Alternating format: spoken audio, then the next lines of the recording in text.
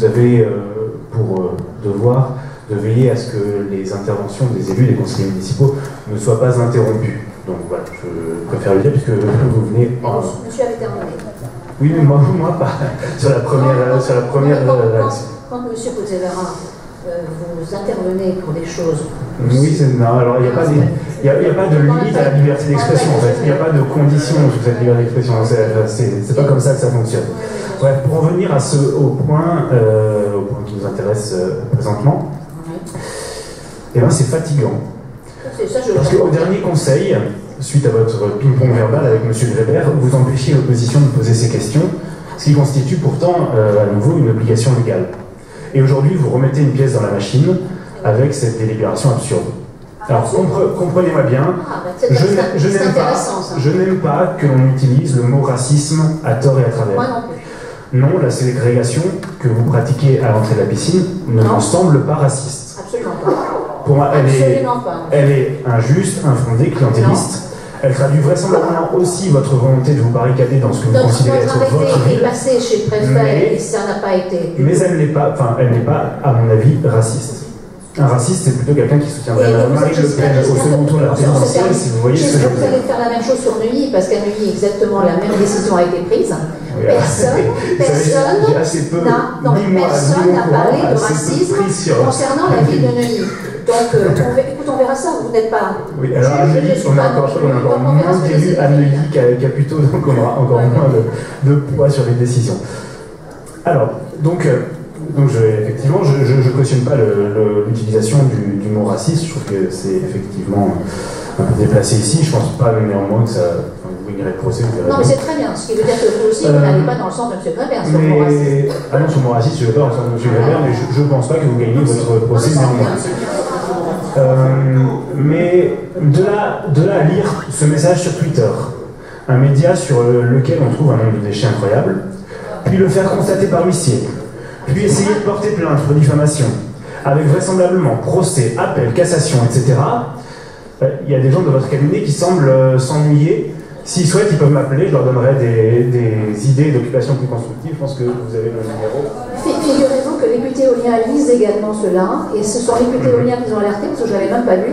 C'est les députés éoliens qui m'ont envoyé des mails en nous disant mais oui c'est sûr, la vérité est là. Mais je donnerai aussi les preuves, monsieur. Non, je donnerai les preuves. Oui, mais je laisserai répondre, bien sûr.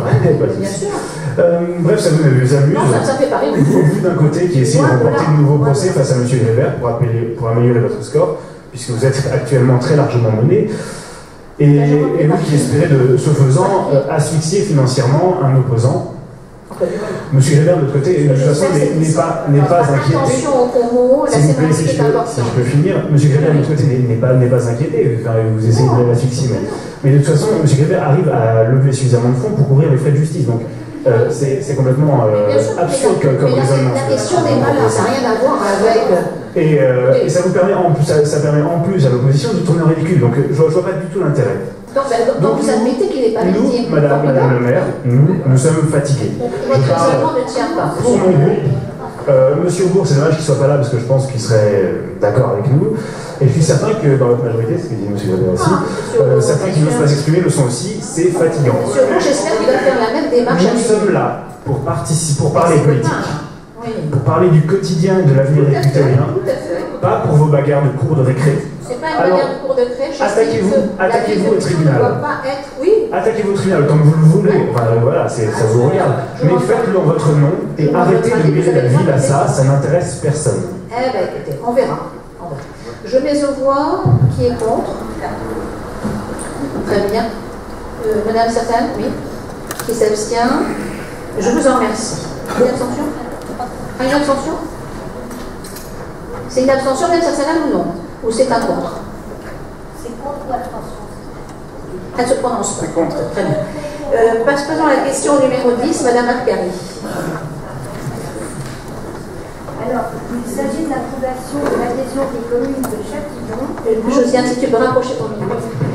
Montrouge et Méry-sur-Oise aux compétences du syndicat intercommunal funéraire de la région parisienne, c'est-à-dire le SIFUREP, et modification des statuts. Par délibération du 12 juin 2018, le syndicat intercommunal funéraire de la région parisienne, SIFUREP, a approuvé l'adhésion des communes de Châtillon, Montrouge et Méry-sur-Oise pour les compétences services extérieurs des pompes funèbres et crématorium et sites cinéraires. La modification de ces statuts, compte tenu du fait que depuis le 1er janvier 2018, plus aucun établissement public de coopération intercommunale, EPCI, est adhérent au syndicat. Il est passé du statut juridique de syndicat mixte fermé à celui de syndicat de communes. Il est donc proposé au conseil municipal d'approuver ces adhésions et d'approuver la modification des statuts du syndicat.